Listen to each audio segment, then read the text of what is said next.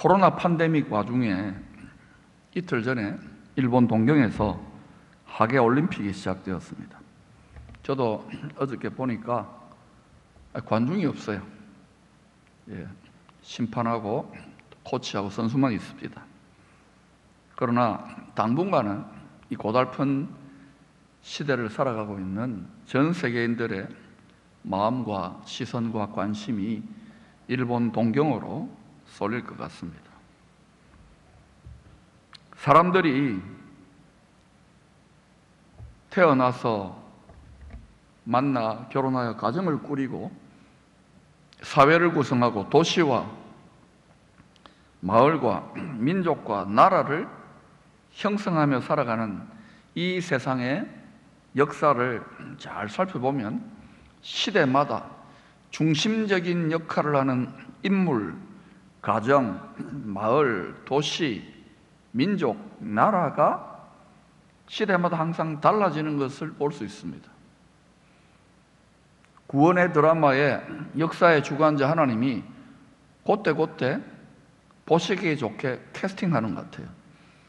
악역을 할 자들은 악역으로, 하나님의 구원의 선한 뜻을 이룰 자들은 선한 방식으로. 그런데 중심 인물, 중심 역할이 달라지는데 성경은 하늘과 땅의 중심 인물이 영원히 주 예수 그리스도라고 계시하고 있습니다. 불만 있어요, 없어요? 없죠. 완전한 하나님이 완전한 사람이 되신 분. 그분이 어디의 왕이시냐면, 어디의 영원한 큰 대제사장이냐면 살렘 왕이고, 그리고 그곳의 멜기ጼ덱 영원한 큰 대제사장이에요. 본래는 하늘의 예루살렘과 땅의 예루살렘이 완전한 사람이요 완전한 하나님이신 주 예수 그리스도 안에 하나 되어 있었어요. 통일되어 있었어요.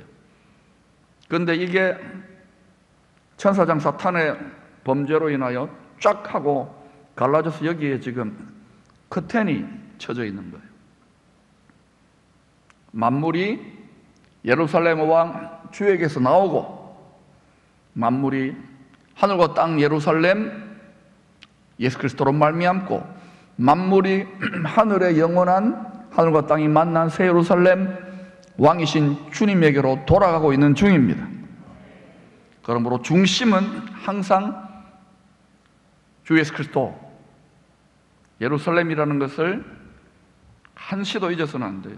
이 중심이 분명하게 우리 마음 중심과 연결되어지면 이 세상에 아무리 진동하고 요동을 하더라도 흔들리지 않습니다. 굳건한 반석, 만세 반석이 우리 마음에 딱 위치하고 있기 때문에 그래요. 그런 분들은 뭐 믿음이 흔들린다, 마음이 흔들린다 이런 말을 하면 안 돼요. 그러나 흔들릴 수 있죠. 우리는 아무리 믿음이 좋아도 사람이니까. 그러나 하나님은 그럴 때마다 이 중심을 바라보는 자들은 딱 하고 하나님이 새 힘을 주시는 줄로 믿습니다. 세상의 중심, 땅의 예루살렘 성전이 있던 유다 왕국이 우상 숭배에, 자기 욕심의 예배 생활, 자기 욕심의 경건과 신앙생활 하는 죄로 말미암아 선지자들의 거듭되는 경고에도 불구하고 당시에 신흥 강대국 바벨론을 다시 일으켜가지고, 이 바벨론은 또 앞으로 전 세계적인 스케일로 큰 성 바벨론으로 일어날 것입니다. 왜냐? 거룩한 집 성전으로 부름받은 사람이 자기 욕심을 못 버리기 때문에 그래요. 그래서 바벨론 제국에 의하여 완전히 20년에 걸쳐서 1차, 2차, 3차 패망하여서 하나님의 백성들, 남유다 백성들 대부분이 포로로 잡혀가게 됩니다. 이 절망의 때, 이 역사의 깊은 어둠과 사망이 깊었던 때에 함께 포로로 잡혀갔던 에스겔 선지자는 에스겔서 37장에서 에스겔 끝까지 메시아 예수가 재림하시기 전에 이 온 세상에 일어날 격변, 그때는 저 중동의 고개에서 일어나는 정도가 아니라 온 세상에 일어날 엄청난 격변과 장차 재건되어질 메시아 왕국의 영광스러운 놀라운 희망을 예언했습니다. 약 그때로부터 2500년이 지난 현재 이 세상의 사인들, 이 세상의 여러 가지 사건 사고와 징조들을 살펴보면 만군의 주 창조주 하나님께서 에스겔의 입을 통하여 그 선지자를 통하여 예언하신 대로 흘러가고 전개되고 있는 것을 실감하게 될 것입니다. 그러나 아무런 관심이 없고 그저 텔레비나 보고 한 생에 잘 먹고 잘 살지 이러면은 예수를 믿어도 성경을 모르기 때문에 느끼지를 못할 거예요. 지금은 모든 곳에서 성경과 함께 깨어있는 자들이 외치지만 무관심한 시대에 진입해가고 있습니다. 이때야말로 깨어서 주의 세미한 음성에 귀 기울일 수 있기를 축원합니다. 에스겔서 38장 11절과 12절을 보면 이스라엘이 겨우 회복이 됐어요. 바벨론에게 망했다가 로마 치하에 있을 때 잠시 그리스 헬라 제국 때 또 로마 때 나라가 조금 회복되었다가 주 70년에 또 완전히 박살이 나잖아요. 다 쫓겨나갑니다. 그리고 1948년 우리나라도 일제 한인 합방에서 벗어나가지고 나라가 근대 국가가 세워질 때 거의 2000년, 2700년 만에 저 약속의 땅에 하나님의 백성 이스라엘들을 위한 나라가 세워지게 되었죠. 나라가 2000년, 2700년 없는 가운데 2500년 없는 가운데 세워지는 기적 아닙니까? 누가 하고 있는 일입니까? 겨우 회복된 이스라엘과 예루살렘 성이 때가 되면, 하나님의 때가 되면 정한 때가 있어요. 다시금 이제는 중동의 한 구석이 아니라 전 세계가 엮여져 가지고 싸우게 되는 세계전쟁의 중심지가 될 것을 예언했습니다. 말하기를 같이 읽어봅시다. 시작. 내가 평원의 고을들로 올라가리라.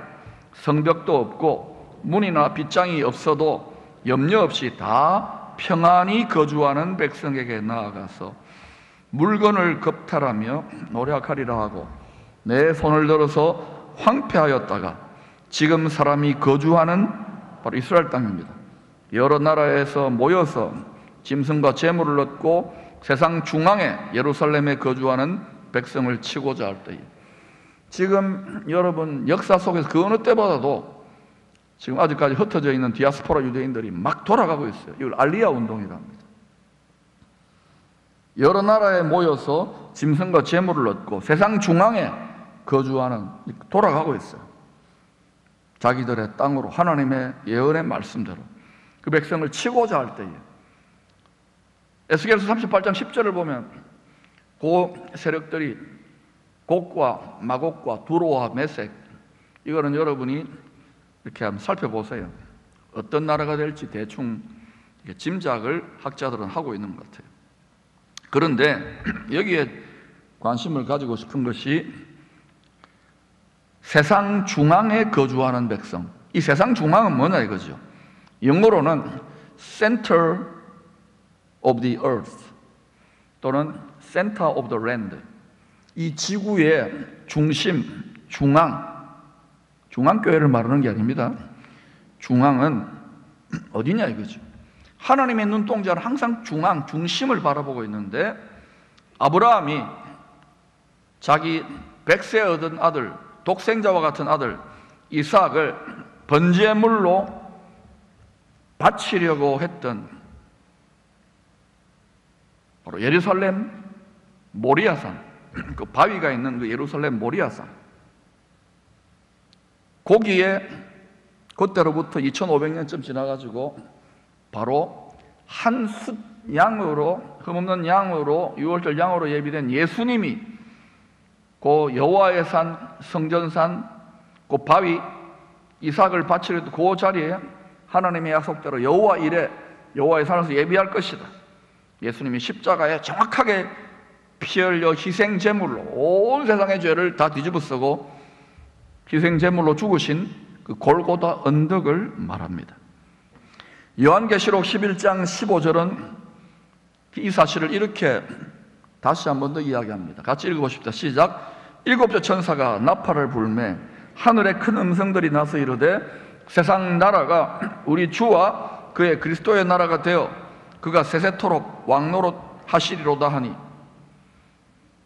세상 나라가 주와 그리스도의 나라가 되기를 싫어하는 사람들도 있겠지요. 아무리 싫어하고 대적하고 가짜배기 또는 제채물을 갖다 대어도 반드시 구약부터 신약 전체를 관통하는 이 하나님의 예언은, 말씀은 성취될까요? 성취되지 않을까요? 여러분, 먹고 사는 일하고 관계가 없을까요? 다 있습니다. 우리는 기껏해야 100년 남짓의 세상이 전부 다 인양 살지만 하나님은 영원 가운데, 가장 높은 하늘 가운데 모든 만유와 만물과 만민을, 이 쫓겨난 지구 정도가 아닙니다. 그러나 이 지구가 너무 중요한 건 뭐냐? 만왕의 왕, 만물의 황제에 자녀들이 폐위되어 가지고 훈련받는 행성이기 때문에 중요한 거예요. 하나님이 이 많은 무한한 이것을 다 우리에게 기업으로 주신 줄로 믿습니다. 저 별은 나의 별, 내가 찍어 놓은 게 있어요. 나중에 여러분 놀러 오세요. 여름 휴가 때. 오늘 본문은 예수님의 영원한 통치의 중심지 예루살렘에서 주의 권능의 손이 계속 거기에 머무르는 것이 아니라 안디옥으로, 바로 시리아라고 하는 지역에 있는, 시리아 왕국에 있는 안디옥으로, 다른 나라로 이동하여 역사하고 있음을 확인할 수 있습니다. 스데반의 순교로 인한 혼란 후에 주후 33년, 34년경에 이제 예루살렘 교회가 지하로 숨어들었어요. 흩어진 유대인 성도들이 흩어져 가지고 복음을 전하던 중에 오늘 보면 20절과 21절에서 새로운 한계를 돌파하는 돌파구가 열리고 있는 것을 발견할 수 있습니다. 그 중에 구브로와 구레네 몇 사람이, 아마 구렛나루가 좀 있는 사람 같아요. 구브로와 구레네 몇 사람이 안디옥, 이 소아시아 안디옥이 아니라 시리아 안디옥에 이르러 유대인에게만 전했는데, 그동안은 그 앞에는 대부분 그랬어요. 근데 헬라인에게도, 이 헬라인들은 어떤 헬라인이냐면은 그냥 헬라 사람들이 아니에요. 당시 헬라 나라가 아니니까 헬라화된 헬라의 말, 그리스 말과 그리고 문화와 풍속과 철학 이런 데 익숙해져 있는 다문화 사람들을 말합니다. 말하여 주 예수를 전파하니, 뭘 전파했어요? 우리 오면 좋다, 우리 교회 오면 밥맛도 좋다, 이런 게 아니라 주 예수를 전파하니, 다른 예수가 아닙니다. 다른 그리스도가 아니라 주 예수를 전파하니, 주의 손이, 이것은 하나님의 권능의 손입니다. 손이 그들과 함께 하심에 가서 제자를 삼고 복음을 전하는 데는 세상 끝날까지 함께 한댔지요. 권능의 손이, 주의 손이 그들과 함께 하심에 수많은 사람들이 믿고 죽게 돌아오더라. 진정한 의미에서의, 자발적인 의미에서 하나님 만난 구원의 역사가 일어나는 거예요. 사도행전 전체를 살펴보면 주님의 권능의 손, 성령의 권능이 강하고 급하게 나타났을 때는요, 딱 두 가지 조건이 반복적으로 이루어지더라. 그리고 교역사도 그래요. 첫 번째는 뭐냐? 모두가 담대히 주 예수 그리스도의, 죽으시고 부활하신 예수의 천국 복음을 분명하게, 애매모호하게 안 합니다. 이것도 그리스도고 저것도 그리스도고, 이거 아닙니다. 분명하게 십자가에 죽임당한 주 예수 그리스도를 분명하게 선포할 때 성령의 권능, 주님의 권능의 손이 나타나요. 내가 주님이라도 그렇지 않겠습니까? 내 이야기를 해주는데 내가 찔려가지고 죽었다니까? 이거를 분명하게 해야 돼요. 아멘. 이 십자가의 복음을 부끄러워하면은 주의 손, 성령의 권능 역사하지 않습니다. 성령은 예수의 영이기 때문에 그래요. 앞으로 점점 이 세상과 기독교계도 점점 예수를, 십자가의 복음을 부끄러워하는 방향으로 세상 임금에게 하나님이 미혹해보라고 자꾸 그럴 거예요. 지금 유럽이라는 이런 데는 벌써 지금 그리로 갑니다. 아직 우리는 말할 수 있을 때 주 예수 그리스도 십자가의 복음을 외치시기를 축원합니다. 다음 두 번째, 자기 개인의 한계나 자기 삶의 얽매인 것들. 우리 얼마나 먹고 살고 돈벌이하고 자식 키우고 힘들잖아요. 건강관리하고. 요거를 조금 뛰어넘는 거예요. 자기 개인의 한계, 스타일, 언어, 문화, 민족적인, 인종적인 장벽을 뛰어넘어서 복음을 증거할 때 더 모든 민족에게 전해지기를 원하니까 아이고 하고 성령께서 막 더급하게 역사하는 거예요. 할렐루야. 우리가 뭐 성령이 임하라고 아무리 기도하고도 교회 나가가지고는 바깥에 나가면 그냥 답답하고 성령이 무능한 것 같고, 그죠? 하나님이, 예수가 무능하고 교회가 무능한 것 같잖아요. 이유가 이거 두 개 때문에 그래요. 교회는 5가지의 사명이 성경적으로 주어져 있습니다. 자, 오른손 들어보세요. 따라합시다. 예배, 친교, 봉사, 교육, 그 다음에 마지막에 복음 전파와 선교입니다. 지상명령입니다. 그런데 이게요, 대부분의 교회들이, 우리도 마찬가지입니다. 예배, 친교, 우리끼리 행복하고 커피 마시고 밥 마시고 예배, 친교, 나아가 봉사도 우리 많이 하잖아요. 이 복지관도 있고 다문화센터도 지금 우리 하잖아요. 봉사, 교육도 얼마나 많이 합니까? 여기까지는 어느 정도는 다 해요, 웬만한 교회들이. 그런데 복음 전파, 우리 자국민들, 이 포항 시민들 복음 전파 정도를 넘어서서 특별히 타 문화권, 여기 와 있어요. 여기 한 2,000명 이상. 과메기 껍질 벗기로도 오고 국제결혼도 오고 타 문화권, 더 나아가서도 나아가는 사람들이 있어요. 이제는 막 왔다 갔다 하니까. 그런 곳까지 복음을 전파하려고 하는, 이게 바로 모든 민족에게 가서 지상명령이거든요. 이거를 하나님이 딱 우리하고 약속해서, 주님이 요거 하면은 내가 세상에 하늘과 땅의 권세를 가지고 너희와 함께 세상 끝날까지 내 권능의 손으로 함께 하겠다 약속을 요 새끼손가락 한 거예요. 요거를 대부분 어때요? 새끼손가락 취급을 해요. 근데 이게 뭐예요? 사실은 이거예요. 이거를 해야 되는 거. 이게 제일 중요한 거예요. 아멘. 이렇게 하면은 주님이 약속했잖아요. 약속을 했기 때문에 주님이 밀어주시게 돼 있어요. 여러분이 나라고, 여러분이 거룩한 나라고, 여러분이 거룩한 교회이기 때문에, 여러분이 거룩한 가정이기 때문에 밀어주시게 돼 있단 말입니다. 근데 왜 주의 권능의 손이 우리 일상과 삶과 일자리와 생활 속에서는 맨날 데이터가 끊어지고 딱딱 끊어져 버리니까. 그러니까 교회 안에서 오글오글 하는 거예요. 아니에요. 모든 곳으로 퍼져나갈 수 있기를 축원합니다.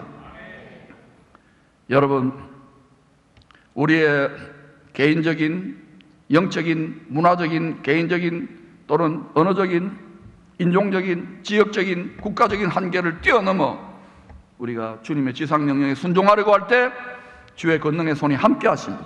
그러한 가정과 그러한 교회 공동체와 그러한 도시와 그러한 민족과 그러한 나라에는 주의 손이 함께 하시게 됐어요. 그래서 거기에 영적인 부흥만 있는 게 아닙니다. 교회만 10,000명, 100,000명 되면 뭐예요? 영적인 부흥과 문화적인 부흥과 경제적인 부흥이 일어나게 돼 있어요. 그래서 여러분, 우리가 유럽이 한 1,000년 이상 그렇게 해왔잖아요. 미국도 한 200년 해왔는데 이제 아시아가 기회가 될 수 있기를 축원합니다. 대한민국의 기회가 되어야 되는 거예요. 하나님은 공평하시기 때문에 우리한테 한번 주시고 기회를 보는 거예요. 그러면 여기에서 여러분 눈치를 채시기를 축원합니다. 1517년 루터의 종교개혁 이후에 유럽 전역은 당시에 교황이 모든 걸 다 좌지우지했어요. 극심한 신학적인, 정치적인, 경제적인, 또 전쟁도 있고 혼란과 격변기 가운데 있습니다. 그런 혼란과 변혁, 지금도 전 세계가 지금 질서가 재편되고 격변과 혼란 가운데 있습니다. 이때 스위스 제네바는 인구 10,000명 정도의 아주 미약하고 침체된 변방의 시시한 도시였습니다. 그러다가 1536년에 파렐이라고 하는 분이 당시의 최고의 신학자인 젊은 이 켈빈을 오라 그래요. 파렐, 켈빈, 그 다음에 비레라고도 있고 프로망스, 약간 향수 이름 같은데 이런 분들이 제네바에 계속해서 모입니다. 이 복음주의자들과 개혁주의자들이. 그래서 여기에서 이들이 중심이 돼가지고 토론하고 연구하고 서로 자극을 주고 해가지고 이들은 난 대학을 세우는데 한동대가 아니라 제네바 대학을 세웁니다. 아멘. 설린대학이 아니라 제네바 대학을 세웁니다. 그리고 성경 아카데미, 생선 아카데미가 아니라 성경을 가르치는 아카데미를 세워요. 이거는 모든 시민들에게 다 가르치려고 하는 거예요. 세우고 도시의 모든 영역을 그 시의회 또 모든 사업하는 영역 이런 데까지 말씀에 근거하여, 하나님 말씀에 근거하여 개혁하기에 계속 힘씁니다. 그러자 이 소문을 듣지 않습니까? 유럽은 당시에 굉장한 격변기고 난민들도 생기고 그래요. 그래서 전쟁도 나고 하니까 유럽 전역에서 많은 갈급한 사람들이 유입되어 가지고 칼빈이 죽던 1564년, 불과 28년, 30년도 채 못 되어 가지고 도시 인구가 2배나 더 늘어나 버렸어요. 제네바의 개혁자들은 유럽 각지의 종교개혁의 지도자들 또는 정치적으로 어려운 사람들이 와가지고요, 또는 편지도 보내고 해가지고 신학적인, 정치적인 자문을 하는 센터였습니다.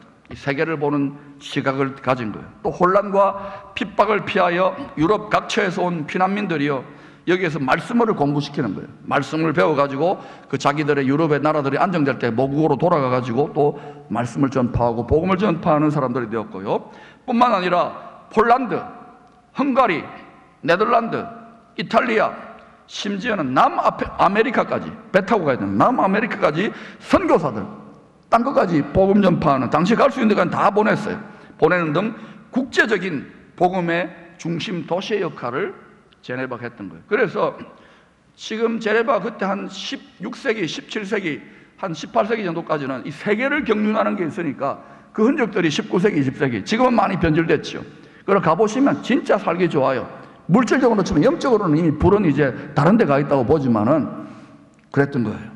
그래서 당시에 스코틀랜드 장로교회 시조 잔 낙스, 우리 이 할아버지입니다. 우리 장로교 아닙니까? 장로교회 시조 잔 낙스가 이 제네바 켈빈의 영향을 많이 받아요. 그래서 제네바에 갔던 것 같아요. 제네바를 뭐라고 하느냐? 이 스위스 제네바를 그리스도 이후에 가장 완전한 그리스도 학교라고 이렇게 칭찬했습니다. 지금은 아닌 것 같아요. 지금은 포항이 됐으면 좋겠어요. 바라기는 여러분, 이 시대의 사명을 맡은 우리들도 먼저 하나님 말씀을 배워야 돼요. 여러분, 저는 성경을 30년 정도 전문적으로 연구했는데 이 시대에 맞게 하나님이 새롭게 눈을 열어주시고 날마다 너무 깨닫는 게 많은데요. 여러분, 일요일에 한번 와가지고 한 시간 듣고 이것도 길다고 하는데 투자하시기를 축원합니다. 영혼까지 끌어다가 투자하시기를 축원합니다. 여러분의 가정과 자녀와 여러분의 인생을 위해 투자하시기를 축원합니다. 손해보는 게 아닙니다. 천국의 수익률이 높답니다. 부지런히 배워야 돼요. 전해야 됩니다. 뿐만 아니라 우리의 문화권을 넘어 타민족에까지. 여기 지금 건강가정 다문화센터는 얼마나 지금 우리의 기회입니까? 그런데 관심들이 없어요. 그리고 앞으로 여기에는 뭐 인도 사람도 와야 되고 와가지고 여기 앉아야 돼요. 한국화된, 헬라화된 다문화 사람들이 와가지고 목사님 좋아해요 뭐 이런 말도 들어야 되고, 그 인도 카레 냄새도 나고 우리가 평소 때 보지 못했던 뭐 이런 냄새도 나고 뭐 여러 가지 불편할 겁니다. 불편해야 됩니까? 안 해야 됩니까? 해야지.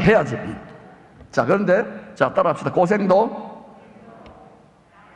하나 더 추가합니다. 불편함도. 여러분, 그래도 전 세계 제일 잘 사는 곳입니다, 여기가. 그 한두 시간 불편한 것들은 감당할 수 있죠. 방도 많은데 재팬 밀려법 했습니까? 재팬 뭐 헬스에도 인도도 있고 뭐 이래가지고 이런 거 좀 해보자고요. 우리 뭐 잘 못하니까 우리는 이렇게 미끄럼 역할을 해주면은 하나님 분명히 주님 오실 때까지 이 공동체와 여러분을 축복하실 것이고, 이 도성이 이 민족과 한국교회의 지상명령의 사명을 깨우는 중심 센터로 21세기의 안디옥으로 21세기의 제네바로 여러분을 축복하실 줄로 믿습니다.